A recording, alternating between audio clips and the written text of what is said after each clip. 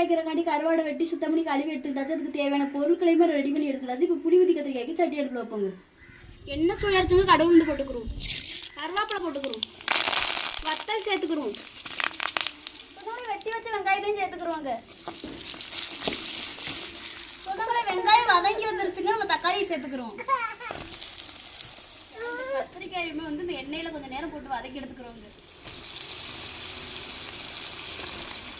கத்திரிக்காய் தக்காளி வெங்காயம் எண்ணெயிலே வதங்கிருச்சு. நம்ம கரைச்சி வச்ச புளியும் சேர்த்துக்கிறோங்க. சொந்தங்களே புளி ஊற்றி கத்திரிக்காய் நம்மளுக்கு கொதிச்சு வந்துருச்சு. நம்ம வெட்டி வச்ச கருவாட்டை சேர்த்துக்கிறோங்க. தேவையான உப்பு போட்டுக்கிறோங்க. சொந்தங்களே புளி ஊற்றி கத்திரிக்காய் ரெடி ஆயிடுச்சுங்க. இறக்கி வச்சு சாப்பிடலாம். நீங்களும் ஒரு நாளைக்கு வாங்க சேர்ந்து சாப்பிடுவோம்.